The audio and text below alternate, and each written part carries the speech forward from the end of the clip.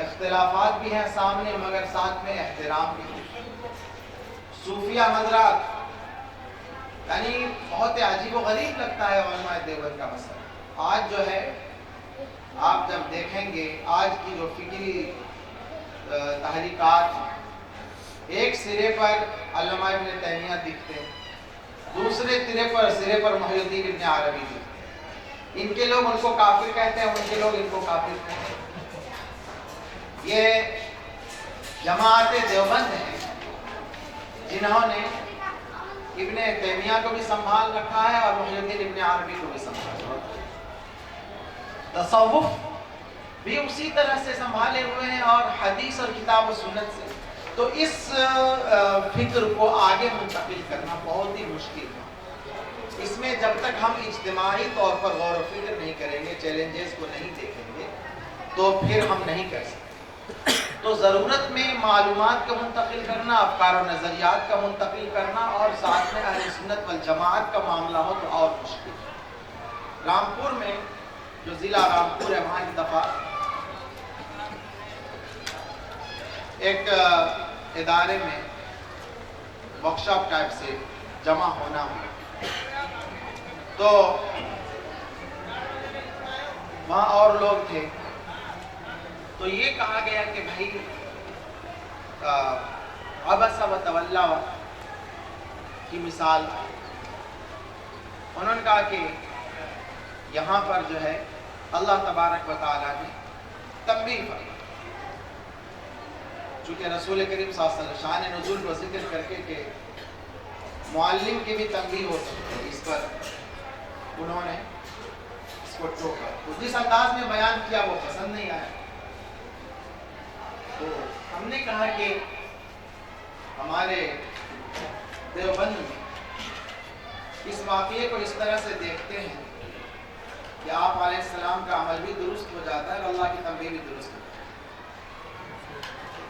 تو وہ کہنے لگے کہ بھائی یہ کیسے ہو سکتا ہے؟ اگر وہ کام درست تھا تو پھر تنبیہ بے معنی ہے، اور اگر تنبیہ ضروری ہے تو پھر وہ کام غلط ہے.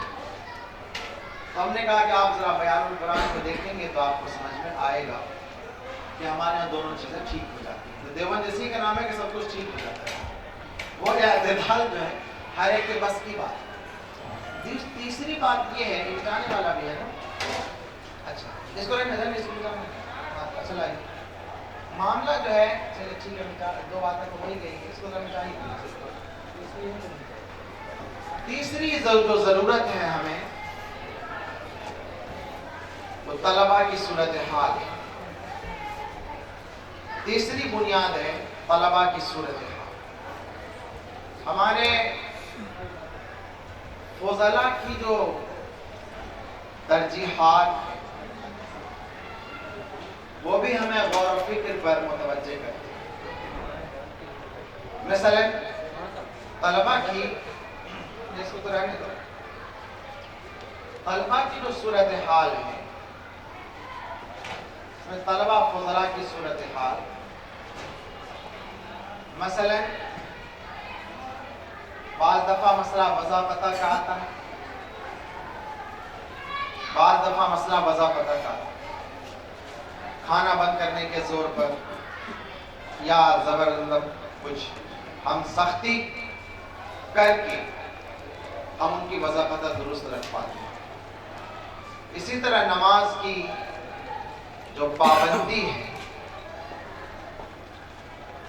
شوقیہ پابندی ہے کہ یہاں رہتے ہوئے اسے نماز کی ایسی عادت لگ جائے، شوق کہ خود ہی اپنی ذاتی زندگی میں جہاں کوئی اس کی نگرانی کرنے والا نہ ہو سوائے وہاں بھی وہ اسی شوق و ذوق کے ساتھ مسجد میں پہنچے.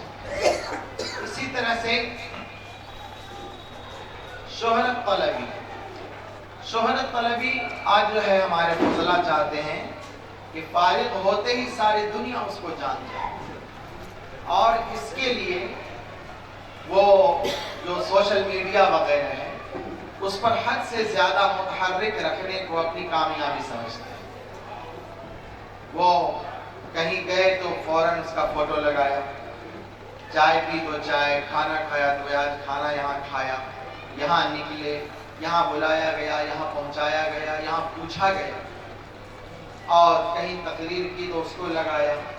یہ اس کو شہرت طلبی کہہ سکتے ہیں کہ ان کو ایک یہ ہے کہ ہم فوراً سے زیادہ مشہور ہو جائیں۔ وہ اپنے کام سے اور اپنے عمل سے مشہور ہونے کی بجائے وہ اپنے سوشل میڈیا ہی اس چیز کو متحرک رکھتے ہیں، تو اس سے جو ہے وہ چاہتے ہیں کہ ہم زیادہ شہرت حاصل کریں۔ یہ جو تو ظاہر ہے کہ یہ بھی چیز جو ہے شہرت طلبی، اور ایک طرف ہمارے بزرگوں کا جو وہ عمل ہے کہ کیا لفظ ناموتوی کا، یہ اگر علم کا دھبا نہ ہو، دھبا عجیب و غریب لفظ، تو کسی کو پتہ نہیں چلتا قاصد کون ہے، اس کا اس سے کوئی تعلق نہیں جو آج ہمارے خزرہ۔ دوسری بات اسی طرح سے اختلاف میں جو ہے تجاوزات، مسلکی مسائل آتے ہیں، تو مسلکی چیزوں کو ہمارے طلباء، ہمارے فضلاء کس طرح سے دیکھتے ہیں، ہمارے طلباء کس طرح سے دیکھتے ہیں؟ کیا وہ اپنے افکار کی درست تعبیر کر پاتے ہیں یا نہیں کر پاتے؟ تو بعض دفعہ ایسا ہوتا ہے کہ اتسع الخلق علی الخالق، اتسع